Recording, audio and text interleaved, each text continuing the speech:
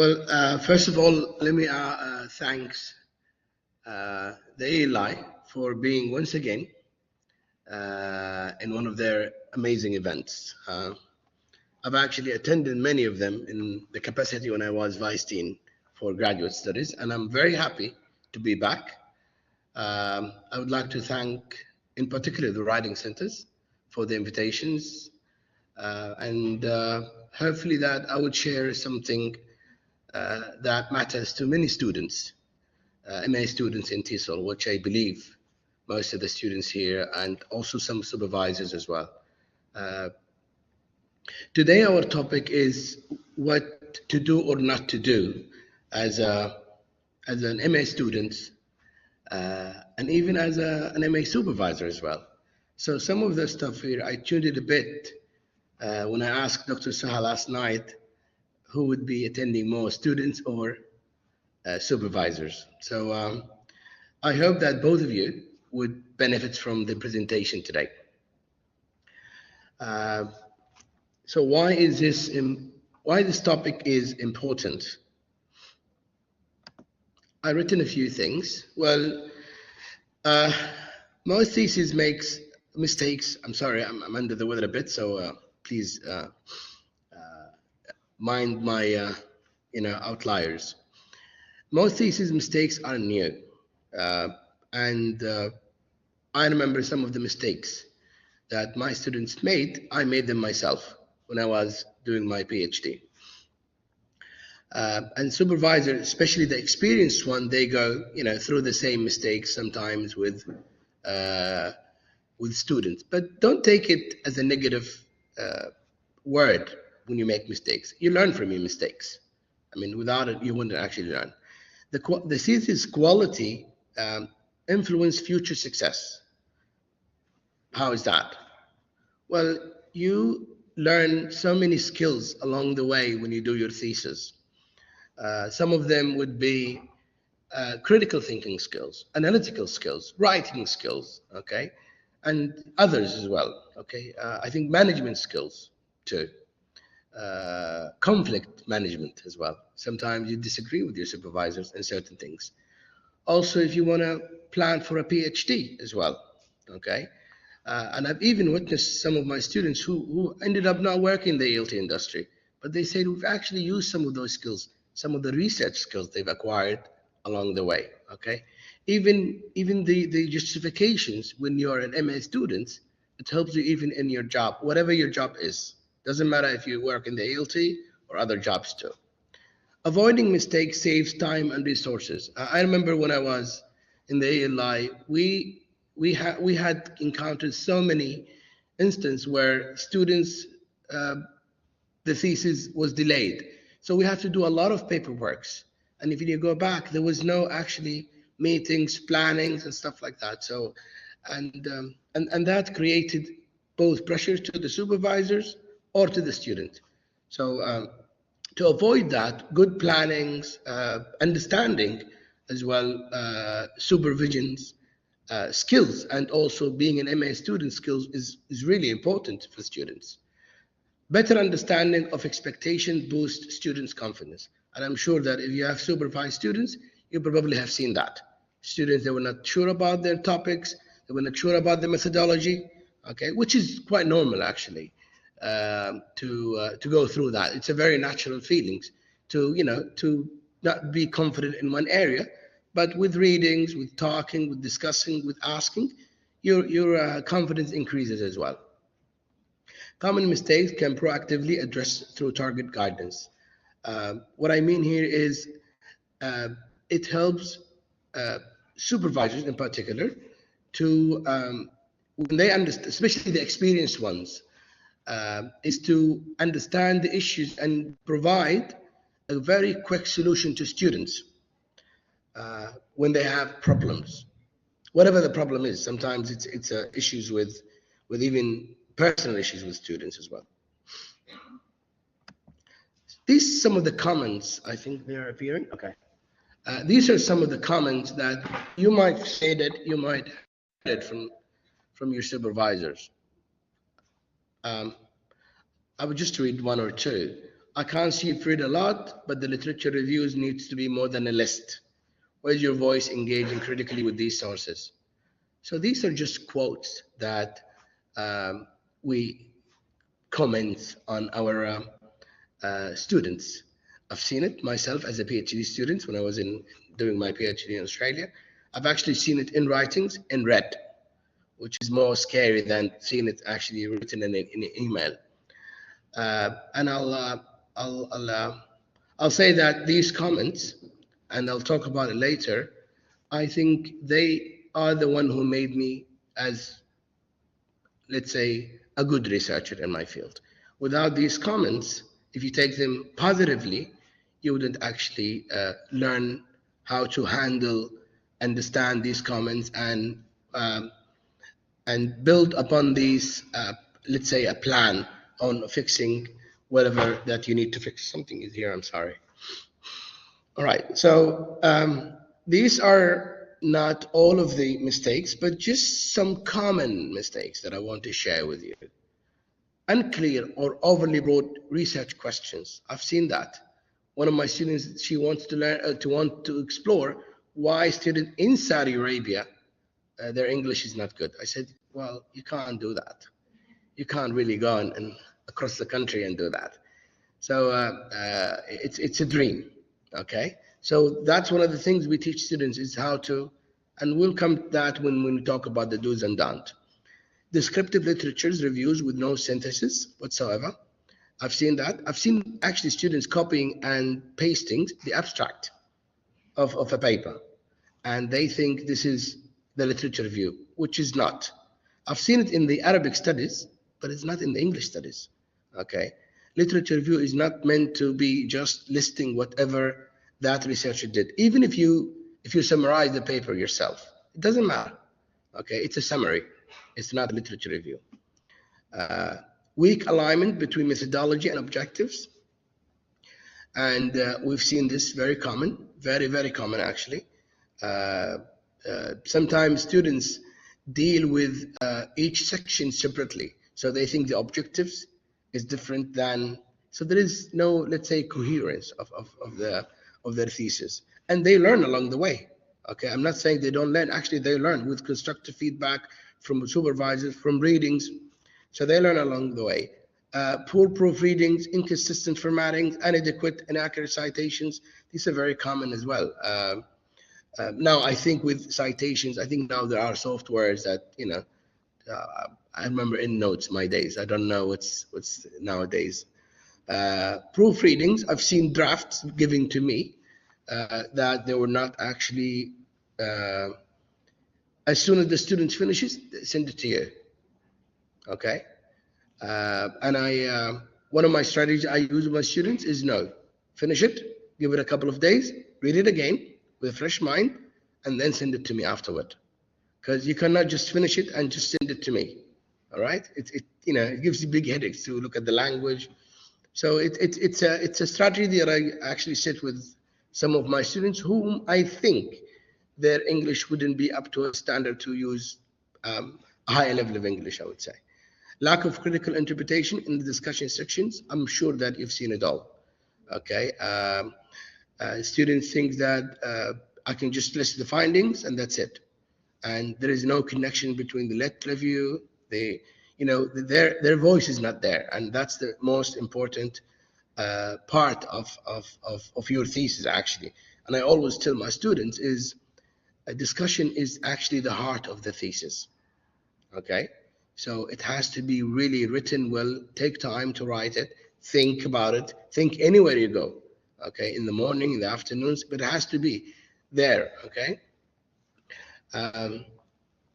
And one of the strategies, just broadly, I ask students to do is, because I know that they did a course in introduction to, and I've heard this from students, they did a course in introduction to research methodology. That's not enough. Okay, it's learning by doing, but also learning by readings. Okay, when you want to write a discussion, go and read how to write a good discussion. Look at examples too. Okay, because I would look at it from a benchmarking. So you benchmark your thesis to other good thesis writing, so you can learn along the way. So we've seen a very common mistakes. Let's look at the do's and don'ts, okay? And I hope that you can find benefits for both of you as supervisors and students, okay? This is mainly targeting students, but it's also some of them actually relate to supervisors. And I would share some of my experience as a supervisor, examiners. That's one of the things I told you about, choosing a manageable and focused topics, okay? And I ask students, what do you want exactly, okay? Need to write it. What do you want to investigate, and be as focused as possible, okay? So you don't want to investigate the whole world, okay? So and students come with ambitious topics like the one I told you about before. I want to go and research Saudi Arabia, or I want to compare Saudi students to, I don't know, Jordanian students, okay? It's possible, but not for a thesis. A thesis, you have sorry, you have a time limits. You have other things to do, and it's especially for an MA student, it's an MA thesis. It's not a large, it's not a national project. It's not a large project. So you need to understand or share with your students the capacity of that thesis. Alignment with your interest and supervisor expertise. And I'm not sure if you've encountered this before, but I've seen students sending me emails. I'm interested in all these topics. So they list like 10 topics. And I was like, 10 topics? And one from the East, one from the, okay, like, should I shortlist them for you? Well, you need to, I needed to come within the student's interest, okay? And something that students would actually be interested in. And the reason I tell students that is because it boosts motivations to read, to understand, when you have an interest in the topics.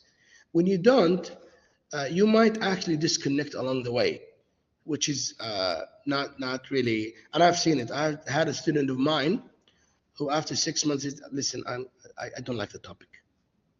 I said, I told you from the beginning. He wanted to do something for his work, but actually they fired him after 6 months, so he changed the topic. And he asked me to suggest a topic for him, and we discussed something that, interests him.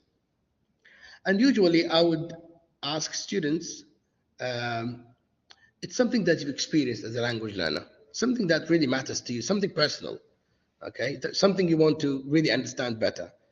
Define research questions and hypotheses, if there are any, okay? That's very important, to write questions and understand, and very simple questions, very easy questions. You don't have to make them really, very big questions, or you want to show me your muscles of your academic understanding. No, just make it very simple. Simplicity is really important factor in writing thesis. Conduct a preliminary literature review and access to just to understand this topic really in your interest, just to confirm that. Does it have lit review that you can refer to or not? Okay, I've seen students just writing, those students who are writing the topics for me, they've never read a paper on these topics, and that's a problem, because you need to understand that you need to pick a topic or two, if possible, and read, just get an idea. When you read papers about them, now you develop an interest on that topic. Oh, really, this is really interesting. I want to develop it. So that's very important for students to do. Well, not to do is jumping without any knowledge, like the one I told you about, writing emails to me and saying, I have all these topics, 10 topics, choose one of them. It's like you're going to a shop to pick something. So this is just the topic selections, let's say, sections. And then we go to, really, this is one of the difficulties to students, is the literature review. So again, how you do a critical review. Definitely not by summary. Definitely not by summary. And I've seen the students, again, sending me, and I did taught introduction to research long ago, and I've seen students plagiarizing, I'm sorry to say that. Copying and pasting, okay? Copying and pasting summaries. And I think now in the era of ChatGPT, they'll just go, please write me a different drafts. So I wouldn't find that. Um, Organize logically, identifying themes and debates. One of the biggest problems I face as a supervisor, not as a writer, because I've already picked it up when I was doing my PhD, is to write based on themes, okay? Based on themes. From reading the lit review, you develop themes. And one of the strategies I use as a supervisor is, and one of my students is here actually, and I told her a few weeks ago about it, is to write headings. Headings makes it easy for you to talk about. Let's say you want to talk about, I don't know, reasons for learning English. What does the literature say about the broad picture, the reasons? Just put them in dots. Then you write focus, you're focused writing on that because it's a big issue, okay? And I'm not expecting you to list studies, just, blah, blah, blah, blah. No, I need you to list all the studies in that section. And I find it from experience very useful with students because they know that they have headings that they want to talk about, exactly like the title of my talk today. I have a heading, and I brainstorm ideas, and I said I'm going to talk about this and that and that. And I think headings help a lot of students to be focused, especially for my students. The other around is the disconnected summaries. You're just reading literally an abstract of papers. Okay. Clearly connect your research to existing literature, highlighting contributions. This is very important. When you do the summary, okay, you're just listing, but I need to see how many people actually believed in that concept or idea. I want to see how many people of them. Or they would say many research, and they just list one or list none. And I said, you said many research. Where are the research? And that's one of the problems in writings, okay? You cannot claim something that you need to prove it. You need to show it. And the other downside is to fail to show how work built upon your challenges, your previous research, and how you can link it. Because when you do the lit review, you can see where the position of your paper or your thesis based on these studies, okay? It doesn't matter. I had a student of mine, by the way. She came to me once and she said, oh, there was a study in Saudi Arabia done, and I don't want to do the topics. I said, why? She said, oh, somebody already did it. But I said, no, look at the study. Even if you change, she didn't know that at that time. Even if you change the participant of your research is different. You can build upon this. She said, oh, no, really? I said, yeah. It's not like research is not built like this. Research is you building on what other did. Okay, you can do your study, you can compare it to male and females. There are so many things that you can use the different tools. You know what I mean? So it just I think it's a sort of a lack of understanding from students what really research is. Cite all resources meticulously and consistently. And I think with these softwares, I find the students are actually quite good at this, and they cite quite well actually. I'm not expecting students to plagiarize. I haven't actually seen it myself as a supervisor.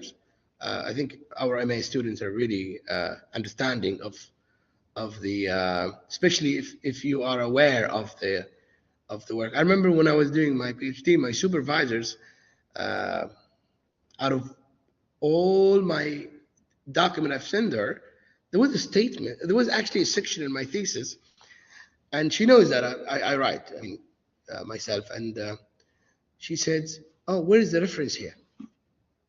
I said, "I swear I had it," and I gave her the reference because I know it. I just forgot to add it.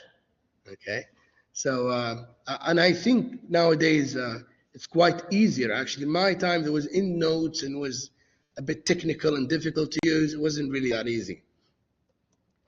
Methodology, this is really important, and choose the methodology appropriate for research questions.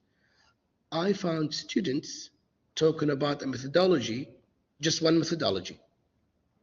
And I said to her, can you list other methodologies for me? Okay, or give me 5 or 6 methodologies that will be appropriate to your research. So you have to work with her in the right methodologies, okay? Um, one of the cases I had is that a student, she knows mixed methods, but she doesn't understand, she doesn't know that the mixed method has different types. And I said, which type is it? She said, I don't really know. I just know mixed methods. I said, go and read about it. I actually shared a paper with her. Go read about it, okay? And tell me which one it is. And she came up. That's why I think the importance of readings about whatever you're trying to do, read about it well, and then apply whatever knowledge you've got from the papers, from even a YouTube presentations. For somebody, you can find it there, and they will tell you what to do, actually, and you can apply it to research. Clearly and explicitly describe research design and methods. I think from my experience, I found students really, my experience, I'm not talking about others, they've done actually well. Provide vague or insufficient details about research process. Again, some students may ignore some aspect of the methodology. They think it's not important to include, for example, okay? Let's say, for example, some details about participants, which are very crucial to the research. Okay, they just forgot to mention it, or they will omit it. Or one of the things I find that students actually omit is sampling strategy. They don't talk about it. Okay, I said, well, how did you actually recruit the students? They will just talk about, oh, I've sent the questionnaire to the students. Yeah, but what was your sampling strategy? You have to define it, and you have to tell how is it related to your research. And I'm giving you this example because this is what I encountered with many students. They just talk about who are the samples, but no sampling strategy. The methodological choices. And I think this is for our students here today. In research, you have to argue for everything you do, okay? You have to argue, why did you choose your topic? Why did you choose this methodology over others? Why even all these choices you make, you need to argue for them. You cannot just make a choice, I choose this. You need to argue, you need to argue, why did you choose that? Ethical considerations. Well, I think students are quite aware of this from my experience in thesis, is, all these stuff related to the questionnaires, security of the data, and so on and so forth. So this is not a big issue that I've seen with my experience with students. Data analysis and results. This is also very, very important. Not only the data itself. I know that some students use SPSS or other softwares for data analysis, but why are you using this? You need also, again, to justify. Why are you just focusing on means, not other stuff? Okay, why did you omit this? And I've seen it even in discussions when we were part of examining committees. External examiners will ask students, why didn't you do that test again? Okay, and one time I remember we got, and this is really important for students, is to keep the data with you, at least until you finish. There was a student that one of the examiners asked her to add an extra data from data, extra stuff. And she said, I don't have the data. Like, what? She said, I've actually lost my laptop. And what? This is very important. You don't really lose anything until you actually finish your study. So that was one of the issues, actually. Findings, clearly and concisely. Okay, not words. You need to make it more visual to read tables, charts, whatever possible. And I think the SPSS do these things nowadays and other softwares. Over interpreting findings, okay, and that's again, I have seen it with one of my recent students who graduated. She talked about everything. She listed everything, and I said, nobody will read that. I need the gist of your thesis. I need the most important thing in your thesis. Not everything you write is important, okay? I just need something really important and how to organize the data. For example, I'll give you a real example. One of the things I share with my students is when you have a questionnaires, for example, when you list it and you are looking for the mean, for example, I'm not going to go and, and I've seen it. I'm sure that you've seen it probably. I'm not going to go and see which is the highest means. I always tell my student is start your thesis. If you have a question of 20 items, for example, start with the highest means and go back, go down. And the reason is I'm not going to go and read your questions and look which one is the highest. That will take me 20 minutes at least to figure out which one is the highest factors.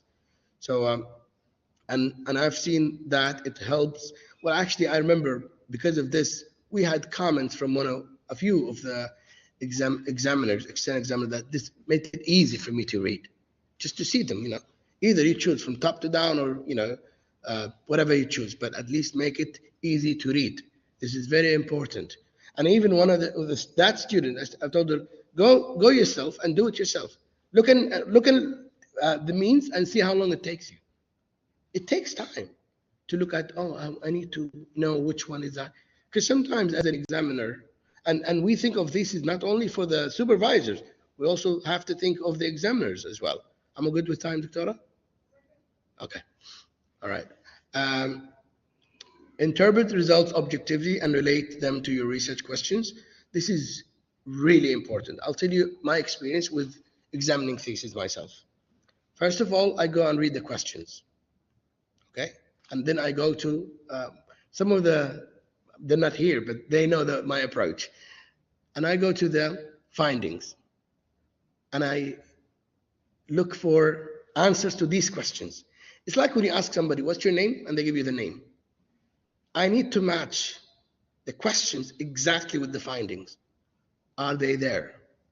Well, most of the time they're there. Sometimes the students answer, well, they provide the results that doesn't have questions.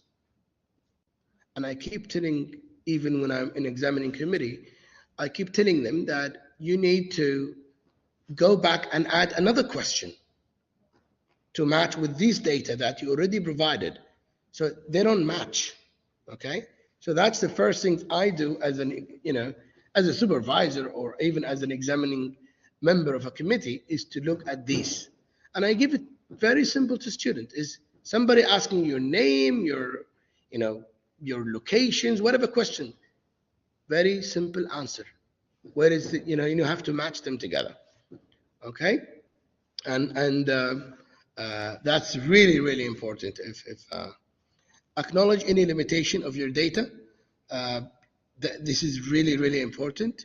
If there is a problem, for example, accessing to mail or other stuff as well, time constraint, for example, that's something that most of the theses that I see is just, I couldn't access the mail sections. Not only that, you have time, okay, you have a number of students, you have other factors that limit your research to, go bigger, and that goes to the future research as well. So ignore or downplay limitation. This is exactly what I'm saying. You can see basically it's one or the opposite, okay? You need to think not only accessing to, and I'm giving you a real example actually from studies that we've done. They just mentioned the mail access to get data, okay? Discussion and conclusions, summarize key findings and their significance. This is crucially important. Or simply don't just result without interpretation. When you give me results, okay, and this is the heart of a thesis. This is, to me, as someone who has supervised, participated in different examining committees, I think this is the heart of any thesis. And this is, if you're students here today, this is what you really need to spend more time writing and thinking and synthesizing, because this is your contribution here in that part of your thesis. The rest is just the procedures that you have to follow again, I sometimes make it simple to students by saying, listen, I can sit with you, talk to you, and we can do research here sitting.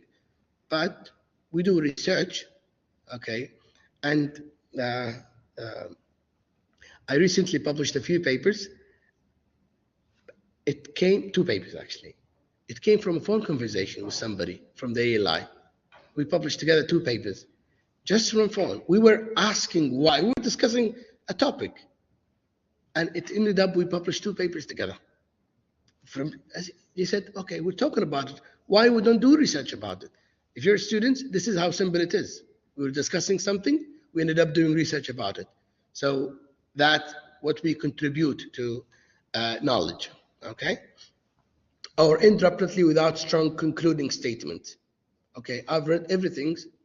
Where is your voice? What can I take? Let's say it's a takeaway from your thesis. What can I take? What message can you send to anybody who actually read that thesis? Okay. What time is it? I'm sorry. I'm okay with time. Oh, okay. Still have time. Maybe take questions later on. Writing and formattings, writing clearly and concisely and informal academic language. I want to share a story Dr. Suha asked me to share. Well, we all speak Arabic, and my Arabic was very good. We went to schools, public schools, and we learned how to write and talk and everything. But when I went to Australia, which was a very long time ago for my MA, I had difficulties with my academic writings, okay? And I remember, and I'm sharing this story because it's not something that I'm ashamed of. Actually, it's something that I've learned along the way. So the director of the program said, Turki, you have to go. Your English is very good, but your academic writing sucks. So you have to go to the academic writing center and take special ed courses. And I will endorse that you take one-to-one courses, and they will introduce you to academic writings. And by the way, I had a supervisor. She was an Australian supervisor. This is where I did my MA and PhD, by the way. She was Australian, and she actually went to academic writing centers just to learn how to, okay, to write academically, okay? So I went there a few weeks. I've learned so many things, okay? And from that time, I've learned how to write more academically. What helped me that? In Arabic, I never read any academic papers or documents. And I was saying to Dr. Mariam and Dr. Shah earlier is that it's a transferable skill. I transferred that skills to write in Arabic with the structure of English. And there was a project that I was in, and I wrote a document for a buddy for 40 pages. And she said, I need to speak to the editor that, edit the work. I said, I'll write it myself. He said, no way, you're an English professor. I said, no, but I've learned how to write academically from English. So I honestly say that I have developed my academic English, well, my academic writings in English. And then I transferred that skills to Arabic, which is, I think, very interesting. So it's very important that you learn how to write academically, because I have seen words, many words, I've highlighted them in red for students, that they were just of informal English, okay? Whatever you write on papers is not what you speak in the streets, okay? Where did we stop? I was just telling the stories. Submit a thesis with, okay. Right. Have inconsistent formattings. Yes, this is really important. Again, I prefer my students to use headings. It's easier for them. It's easier for me to read.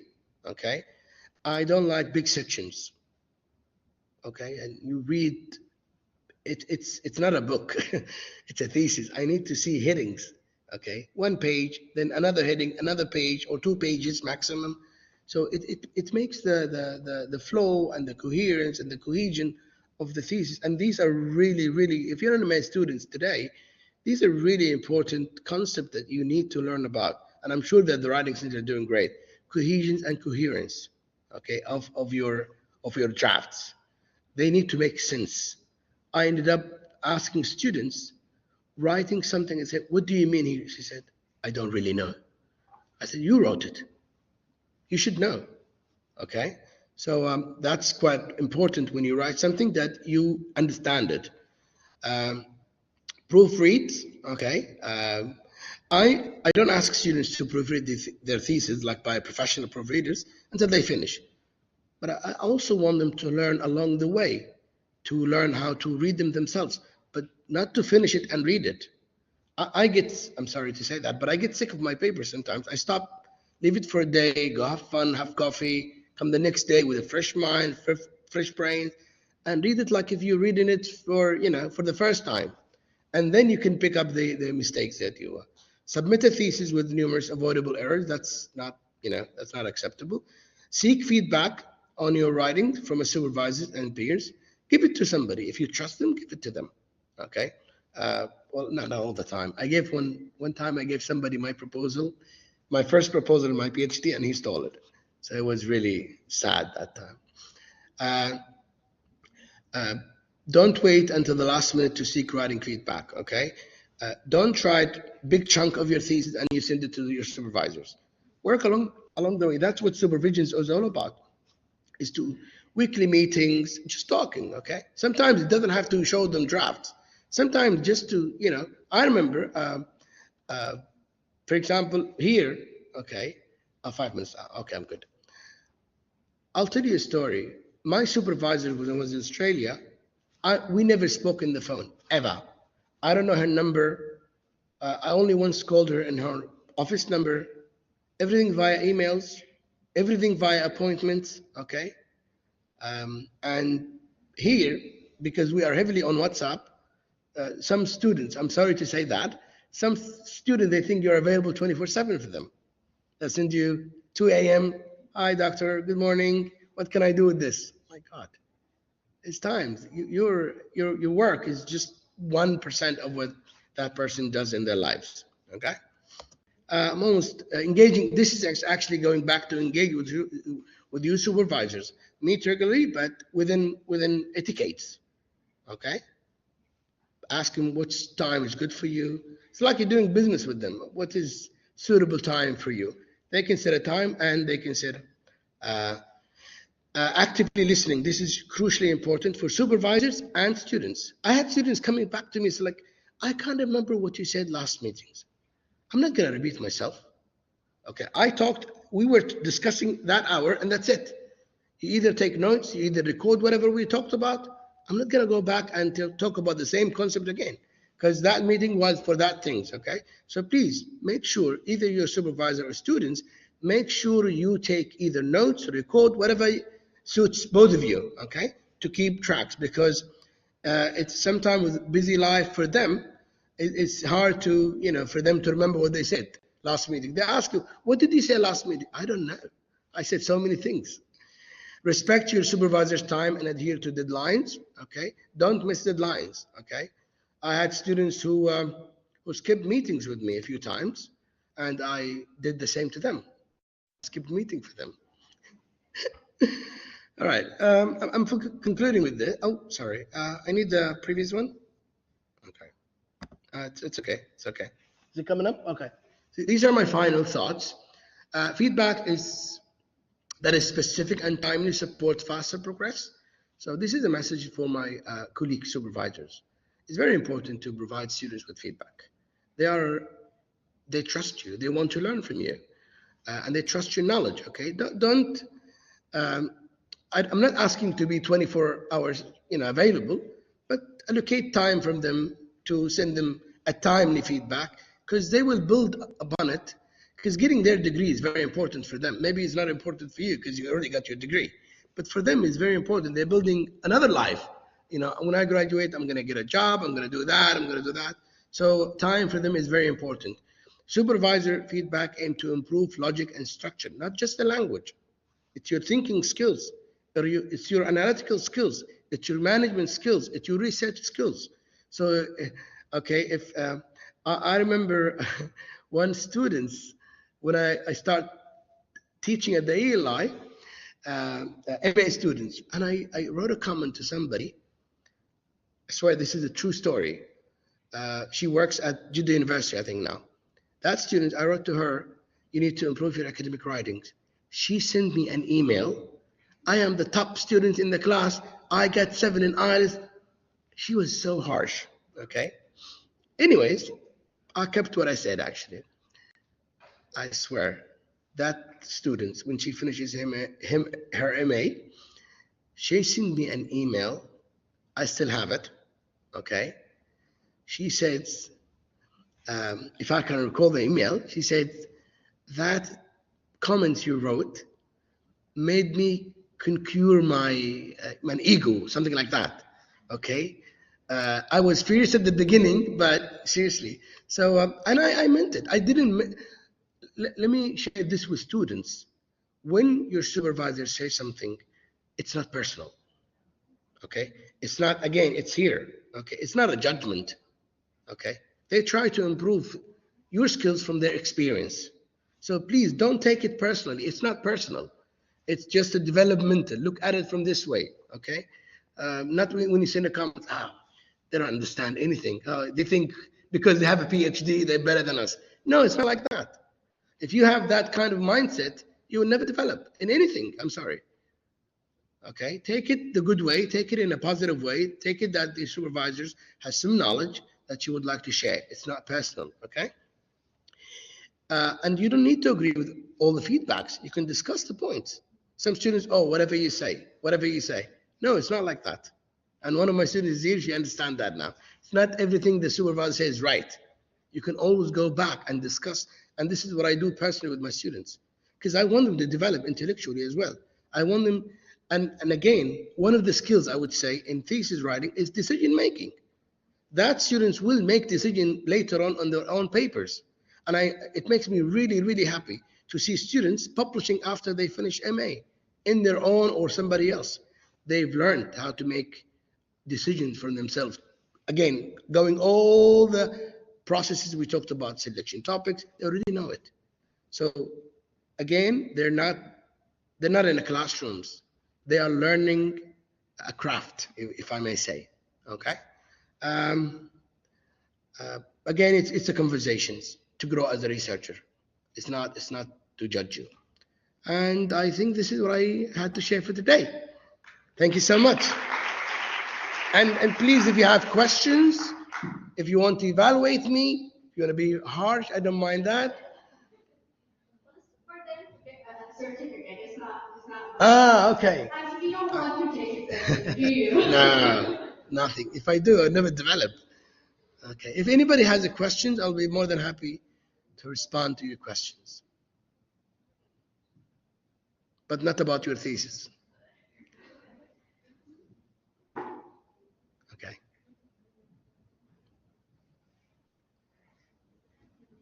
Oh, I thought Dr. Kamal. Any question from our colleagues here?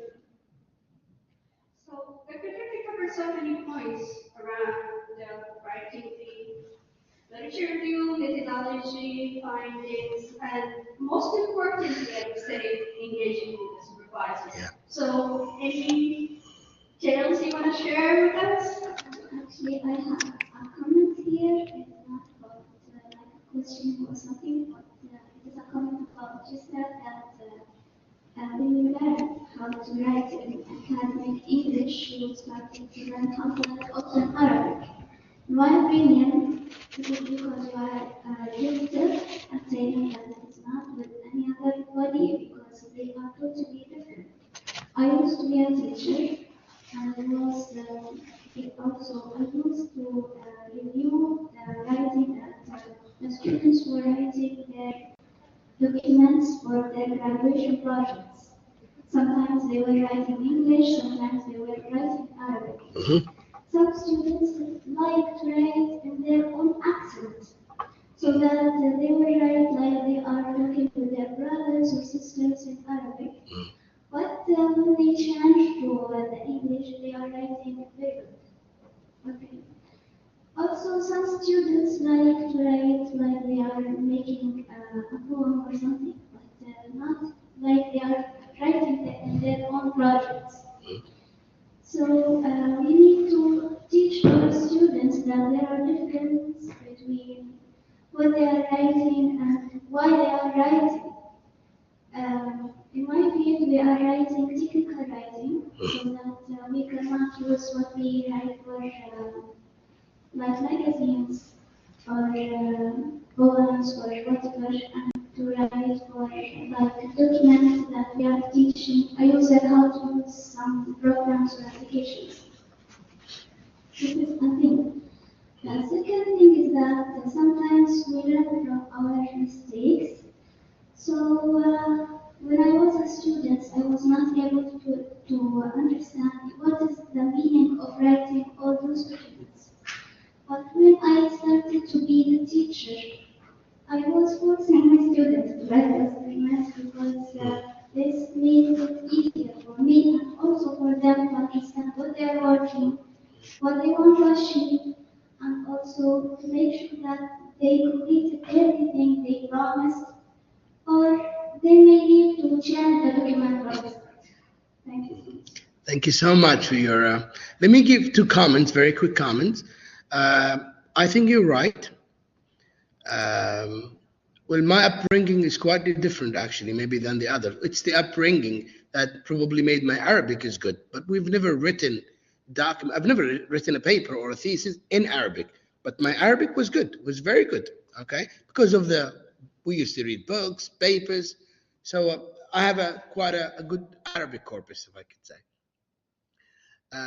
But let me share this with you and Dr. Mariam, maybe with, because she's the manager of the academic writing. Writing is the most difficult skill to use, to teach.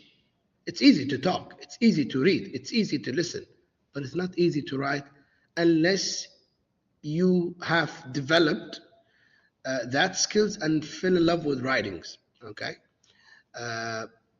But I think when we write papers, let's say because we write papers, I don't write stories or short stories or books, but when we write papers, it's really because you have to think, okay? You have to plan, you have to write drafts, you have to read again. It's a process, okay? It's not like to talk or read or whatever. So it's not easy to, and even in research, one of the most difficult, well, in IELTS, for example, the lowest score would be across the globe, would be in writings. And it's all go back how that skill, which is, everybody agrees it's difficult, is how has it been developed? And I know that we have something called individual differences between students. Not everyone is the same. Nobody is the same. Even your own sister brothers, they're not the same. But I agree with you. Everyone is different. If your Arabic was developed by reading books, papers, yes. But if your Arabic was, let's say if you go to international schools and you only know Arabic by speaking it, then I'm not expecting you to write in Arabic. You have to actually to go and, I don't know, read books in Arabic, understand. So it's a corpus. Yeah, it's a personal corpus, if you know what I mean. Okay, thank you. I think Dr. Rahina, she has a question for me. Assalamu alaikum wa barakatuh. Yes. Where's the questions? Yes, please. Thank you, Dr. Turki. It was a very insightful and informative workshop for me. Actually, I have two questions. First question is, do you recommend to read from a paper that was written or published in Arabic and from English and vice versa about a topic? The second question is actually one of the problems that I face personally. When I go deep into the literature, sometimes at some point I find myself that I'm lost in the concept. So how can I make sure that I cover the topic from different perspective, and especially about the perception of the student, and also make sure that I'm not being lost, because this somehow demotivates myself. Demotivate me to continue. Thank you so much. You're welcome. Thank you so much. I don't see any reasons what not, like reading in your field, for example, in Arabic during your study. Okay. Well, nothing wrong with that. Even if you read it in Spanish, it doesn't matter. You can reference the paper. Okay. So it doesn't matter. All right. It's a paper. It's a published paper. For your second questions, there's actually a solution. It's called literature matrix. Go and read about it.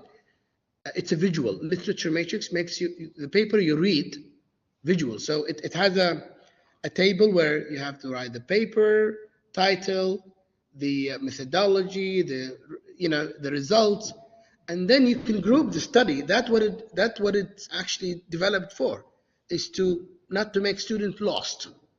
Okay, and you can write hundreds of papers. Okay, and there is also something called, and I even used it myself when I was doing my thesis, annotated bibliography, where actually you summarize the papers on your own words, okay, and then you write in the last sentence what is in that paper for your topic, okay, annotated bibliography. So when you read it, you know that because you read a lot of papers, definitely you're gonna get lost. It's very humane, okay. So when you write, so you can do both actually. So when you read the papers, the annotated bibliography, you can write, for example, this paper has an excellent questionnaire that I plan to use for my study or my thesis. Okay, this study has a recent literature review, so you will understand what to use from these studies. That will organize your minds. Okay, but feeling lost is very normal if you don't organize your thoughts. Okay.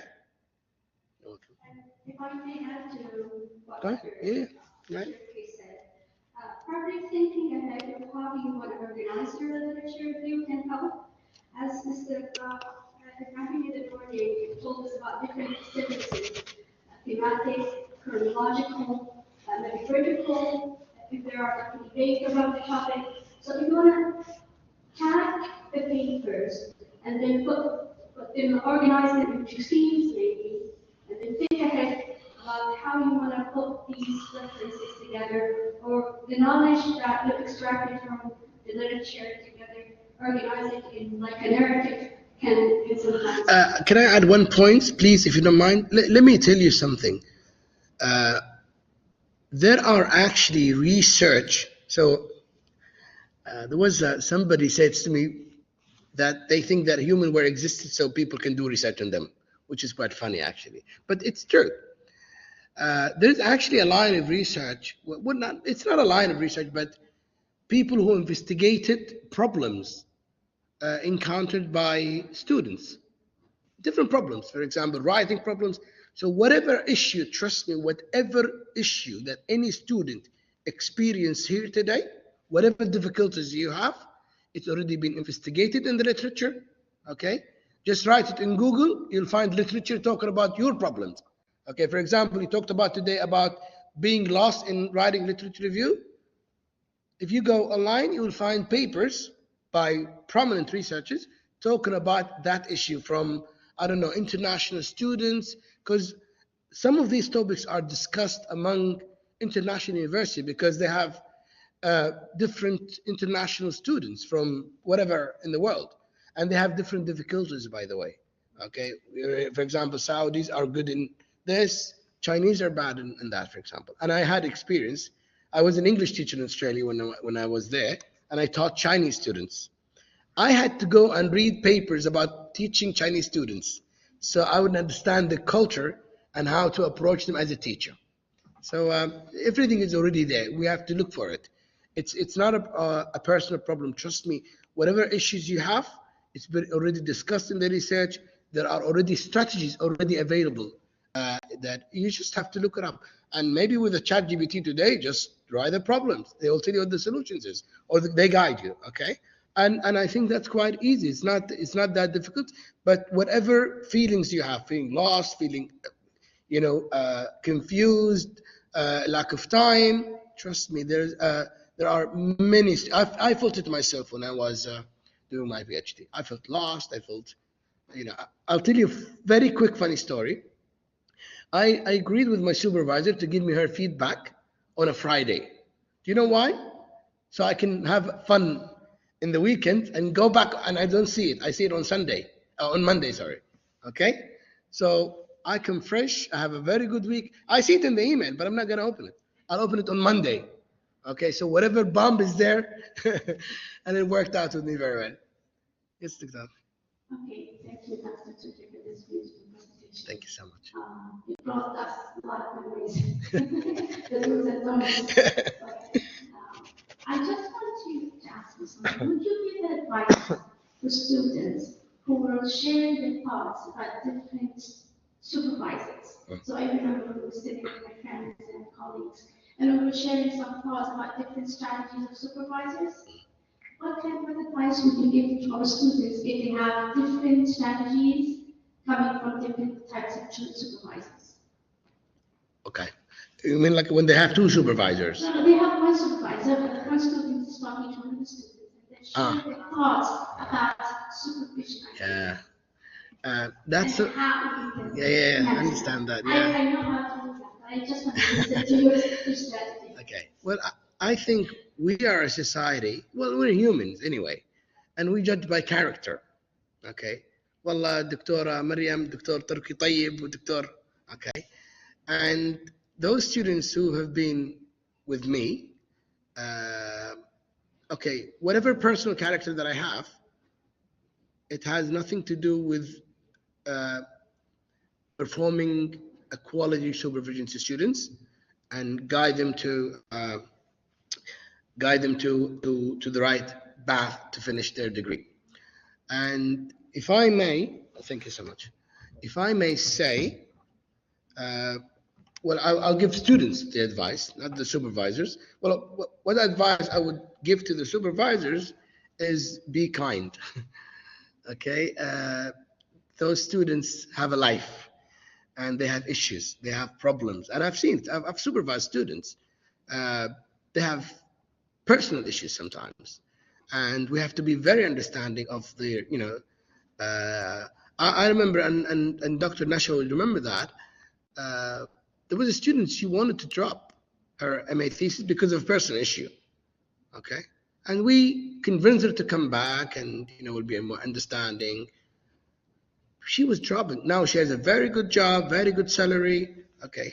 And I don't, look, if I want to give the student the advice, is just focus on what your supervisor is giving you, okay? Their personality has nothing to do with you. If they are telling you the right things to do, that's it. Don't, if I shared with you before that don't be judgmental, don't even be judgmental of your supervisors, okay? They are giving you time, they are giving you knowledge, okay? Trust me, this is not something that it's not an enjoyable, it's not something that they want to do. I was telling one of my colleagues, for us as, you know, university professors, it's one hour of contact to us, but it's not, this is not what drives us. What drives us is that we want to share the knowledge. Our country has sent us abroad for years to study MA, PhD, to come back and to share, okay, to pass the knowledge to our students. And I think we're looking for ajr to share this knowledge. I'm here today, I'm not being paid, I'm not being, you know, what drives me here today is to share, okay, my knowledge with you. This is not what drives us, most of us, I would say, okay, that we want to share our knowledge. So please appreciate that, understand that, and don't be harsh on your supervisors. Be kind, so they can be kind to you as well. I hope that I'm good with time. Thank you so much. All right. Yeah, go ahead, no problem. Yes. Okay, I'm good with time, so. Okay, salam. We work on the thesis with our supervisors and we keep editing. But still, after the minor, you could pass with minor corrections or major corrections. So could you give us examples of what are the minor corrections, what are the major corrections, and how to avoid them? We pass with no corrections, hopefully. Look, in my experience, well, I was the vice dean for 4 years, and supervisors. In the MA, we've never had, well, maybe one case, but we've dealt with it at that time, with the major corrections, okay? But, well, a minor correction is it's very normal. You see, this is the issue is, I even see it with academic, when they send the papers to a journals and they, present them back, you have to do this. They are not happy. This is the human, who we are. Or they critique our work. It's okay. If it's constructive, use it.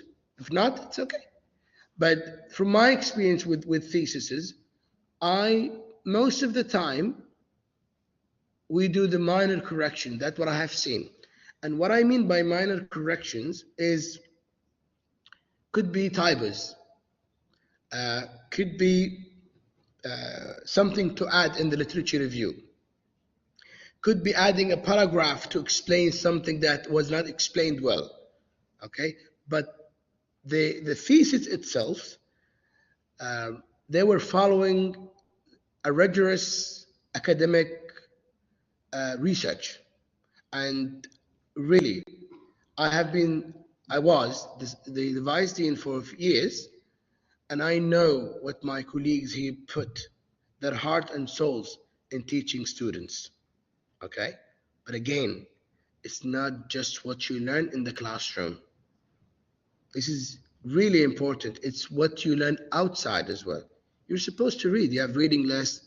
It's something that you can explore. But I've seen students freaked out. Oh, we're not going to pass our viva. No, you'll pass. If you believe that you have followed, especially with MA students, if you believe that you have followed the procedures, the conventions of research, then you're fine. Even if they say you do a minor correction, it's fine. So what? Do the minor corrections. Usually it takes, I've seen students doing it in a week, in 2 weeks. My thesis, I actually did it in 1 day. That's my corrections. So I was off the hook. I was afraid that time, actually. Okay, it's a very normal feelings to be not afraid, but cautious. Okay, we human. We don't want anybody to critique what we do, what we say. We want to be perfect. No, there's nothing perfect. Wajah Allah faqat perfect in this life. Definitely. If I could add just Please go ahead. No. to answer to the student's question. Usually major corrections, from what I know, is when the student probably doesn't listen to the supervisor's advice and insists on doing what she thinks is right. Oh yeah. Agree. From my previous supervisor, I've heard cases like that where when I had the same question as a student, I asked her, when will, should I expect a major correction? She said, why would you think that? And I said, well, it's one of the outcomes. And she said, no, usually, like you said, the supervisors are excellent in giving advice on how to do research. Excellent. So I would say major corrections is when, and it's very rare, but we have a student who's very stubborn in her ideas and wants to do what she thinks is right. Those students, Dr. Mariam, they, I would say, look at the issue from a personal character. Okay, it's not character. You have nothing to do with my character. Okay, you have just something to do with knowledge. Am I giving you the right constructive feedback or not? If I'm not, then change me. Basically, as simple as that. Thank you so much, Dr. Mariam. Thank you so much, everybody, for listening. I hope that you found it very useful to you, inshallah, and relatable as well. Thank you.